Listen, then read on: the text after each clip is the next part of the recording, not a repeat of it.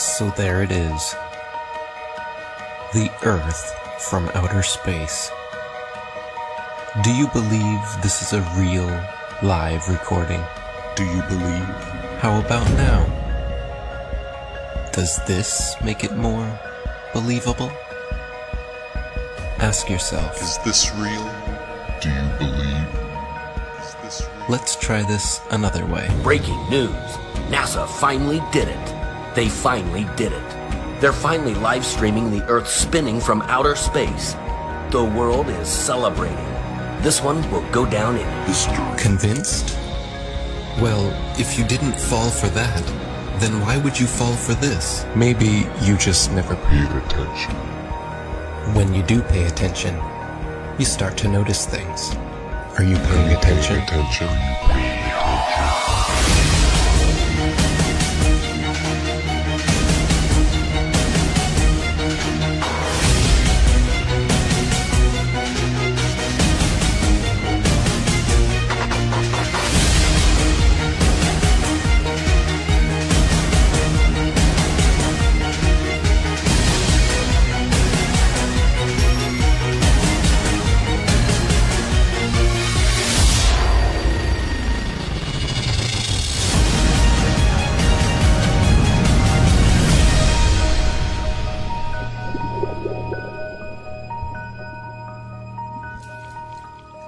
Did you know that starting at the end of 2015 through 2017, Flat Earth was one of the top searched terms in the USA, let alone the world?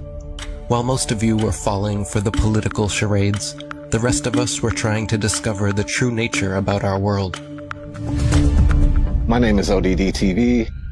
I'm a local rapper here in Denver, Colorado. I just want you to know the truth, so please don't shoot the messenger. It's a bitch, but this is how it is when you live. I've been rapping for 20 years, just like anyone else. When you're a kid and you're really into music, you're into making music, every kid looks in that mirror and fantasizes about being famous. And because I like to make my own music, I just decided, screw it. I'm going to make a YouTube channel and start talking in videos. There has never been one experiment that proves that the Earth is in motion. When you try to find the curvature of the Earth, it's nowhere to be found. Unless you're looking at footage from GoPro cameras that have fisheye lenses, Hollywood movies, or NASA propaganda. Started making the videos in 2014, early 2015. Started getting noticed. You're living in a world where there's fake people faking events on TV in order to move agendas forward. With the Earth being flat, I couldn't just sit around and do nothing. There was videos everywhere. There was videos of people doing science, putting balloons up with a camera that doesn't have a fisheye lens on it, like a GoPro lens, a wide angle lens. And they were using these cameras that didn't have those. The horizon rose to eye level, which would be impossible on a ball that would be falling away from you as you rose up. There's people putting out top 10 NASA hoax videos, debunking the moon landing, picking apart NASA just left and right. It was awesome. Awesome time for YouTube between 2015 and 17. Even Google mentioned it during their commercial. Do you remember this? Why would Google be promoting this? As a joke? As a joke? No. We know why. They were panicking. Panicking because the platform they purchased 10 years ago was collapsing with truth. The powers that be would not allow that. As we want to provide users with authoritative, trustworthy information. I'm sorry to cut you off. I only have a minute and a half, and I don't really need to hear what you're trying to provide. I want to know how you're dealing with all these conspiracy theorists on your platform. So the first way is by demoting low-quality content and promoting more authoritative content, and the second is by providing more transparency for users. So we're introducing boxes that provide factual information at the top of results that have shown themselves to turn up a lot of information that is counterfactual, such as searching for the Earth is flat on YouTube, where you see a lot of... Your response is to put a box saying, nope, the Earth is not flat. Correct. Okay. So instead of deleting all of the millions of videos we have made, They simply decided to bring in their puppets to reiterate the agenda at stake. We are already sufficiently motivated to invest the necessary resources and people in addressing this threat. You can tell it's real because it looks so fake, honestly. The Earth being flat is getting out of control. Can you please help? Can you please help? When you stand on the shoulders of those who came before, you might just see far enough to realize the Earth isn't flat. 1 + 1 is? 2. What color is the sky? Blue. And the Earth is? Round. Second is here. This float celebrates flat Earth theory that is spreading ironically around the world And its possible roundness. Spinning. Now they are talking about it. They want you to search for it, because they already changed their algorithm to be set up in their favor. What is this trash? None of this tells you our side of the story. These are all videos they put together, so you can watch and learn nothing. Nothing that any of us would show you. Like here, have you ever seen a time-lapse of the sun? Does it look like the Earth is rotating backwards and the sun is still? Or does it look like our sun is simply moving across our sky, traveling away from your perspective? Again, but with some inversion. You can clearly see the sun, not only decreasing its size, but heading towards its next destination with a slight turn before it disappears from your line of sight.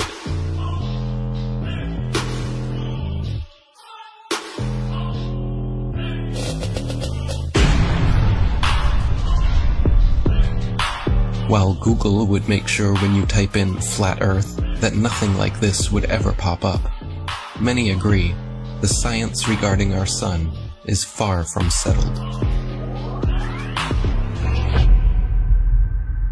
We're told that the sun is a massive ball of burning gas 93 million miles away. But if that were true, then all the light that arrives here would be parallel because it's so far away.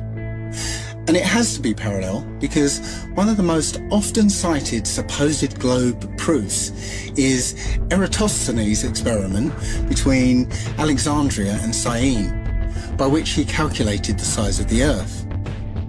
For that calculation to be accurate, the light must come down parallel. The only problem is that that's not what we see. If you go out on a sunny day with broken cloud, what you'll see is that light comes down at angles, diverging angles.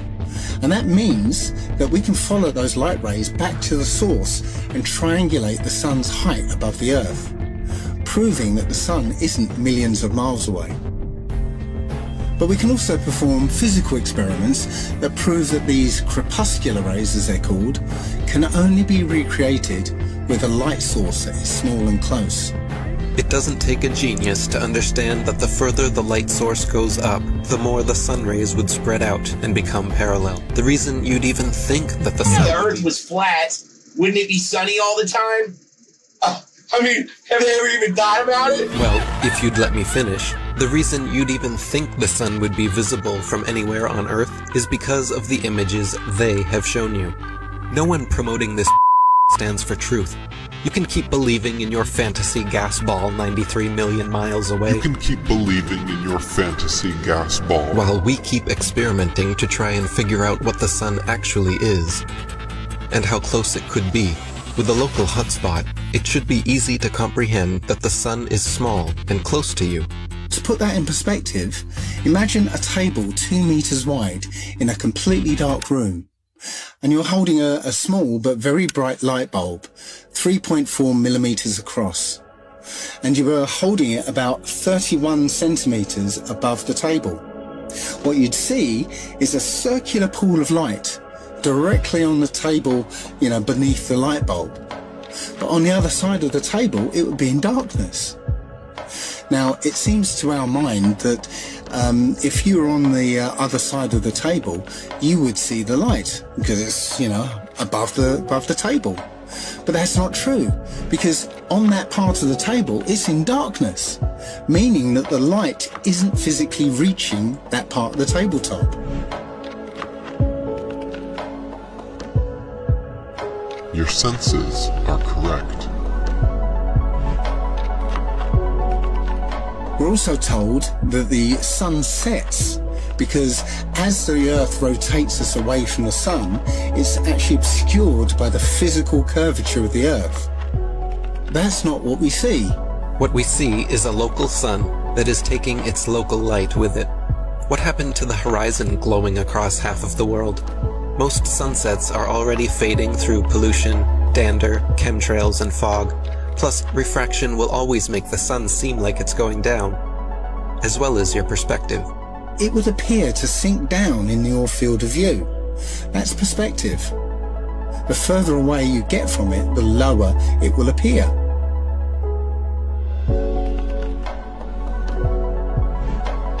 It doesn't physically change its height, it just appears that way to your eyes, until eventually it will disappear behind the horizon formed by your eye's vanishing point.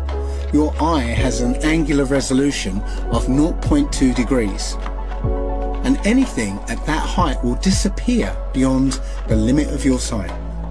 Many times we can see time-lapse footage of the sun that shows it getting smaller as it moves away from us. Now, that's not always the case, since the sun is travelling around the North Pole. The closer you are to the north, the less you'll see the size change. But from locations beyond the equator, you'll absolutely see the sun's size change. And that could never ever happen if the sun was 93 million miles away. You wouldn't see the sun change at all. Our eyes cannot see farther than what they were designed to see, but that is no reason to keep them closed. There's also an effect that occurs under certain conditions called atmospheric lensing, where the sheer amount of atmosphere, as well as the rain between you and the sun, acts like a lens and a prism, magnifying it greatly, which leads to another observational proof that the sun setting is an optical effect. At such times, when the sun is setting over the sea, and it seems as though it's half hidden by the horizon, then you can zoom in with a high-powered zoom camera and see that it's actually still above the horizon. It's just an optical illusion. Pay attention to the sun rays here. This alone proves our local sun, and so do these shadows. So what about the moon? We all witness the moon only illuminating the local clouds around it. That is because it is also a local light, but one with opposite effects from the sun. As we can all agree, shade from the sun is cooler than direct sunlight. But did you know the moon's shade is actually warmer than direct moonlight? The moon produces cold light, something the science priests must have forgotten to teach us all about in school. Not only that, but at times we can see stars through the moon, proving it is not some solid rock 238,900 miles away. In the 60s, true science regarding the moon was the shadow band topic of its era. I consider myself to be an ordinary, humble person who wants to serve mankind with what man has striven for from the beginning of consciousness, with truth and understanding of the world. Well, now, one thing, you have a theory about the moon, and we expect to be able to get observable facts about the moon fairly soon. What is your theory? Well, it is by now rather more than a theory. 10 or 11 years ago, I stated to various scientists that the moon is not a piece of rock, but it is plasma, cosmic plasma. Gravitational theories are out, and the new concept of the cosmos and of its laws has to be evolved. This fact will eventually be confirmed. I made certain predictions which were already confirmed in 1958, and the situation now is coming close to a complete confirmation. What will be the result if you're proved to be correct in your theories? The result will be profound and decisive. Because if the moon is a plasma, no man will ever land on it. And the Americans and Russians are thinking of landing men on it. Well, that will never happen. People actually believe they walked on the moon, talked with Nixon, played golf, drove a car, and planted a flag. If you really believe that Neil Armstrong took the first step, then why do you give any credit to the cameraman already there waiting for him? These guys were all US military men coerced into acting. They wanted the money and power that came with the deal, of course. The problem was, they were terrible actors. They couldn't even pretend to be excited, knowing they were lying to the world. But the show had to go on. Michael Collins and Neil Armstrong rarely spoke in public about it, but there was one man not shy about lying to your face. The spokesperson for the Apollo deception. It's my pleasure to present Colonel Edwin Aldrin. No handshake, hug, smile. Their facial expressions are similar to those experiencing constipation, not celebrating an accomplishment. Distinguished ladies and gentlemen, it is with a great sense of pride as an American and with humility as a human being that I say to you today what no men have been privileged to say before. We walked on the moon. I mean, they couldn't pay them enough to look up and smile? Society has always debated these planned Apollo events since day one, never imagining then that almost 50 years later, they haven't had the balls to fake another. As a tattooer, I talk to hundreds of people a month, and people are actually really starting to wake up with everything that's going on right now. I mean, people are sick of the lies. This is the biggest deception ever. The globe, the spinning ball globe, is the biggest deception. If NASA was legit, literally all they would have to do is one thing. Take one of their satellites, zoom in on someone in Australia, upside down, driving a car. Or in the ocean, swimming, upside down. That's all they would have to do, just zoom in. But they won't do it. They'll never do it. We have the footage of them in the space capsule, still in Earth orbit, covering up a small section of the window so you can see through the circle and making that look like that was the Earth. And this is a joke. I mean, how do people think this is real? I think it's hilarious that NASA will straight up tell you we destroyed the technology to go to the moon. I'd go to the moon in a nanosecond. The problem is we don't have the technology to do that anymore. We used to, but we destroyed that technology, and it's a painful process to build it back again. But they destroyed the technology and they can't go back.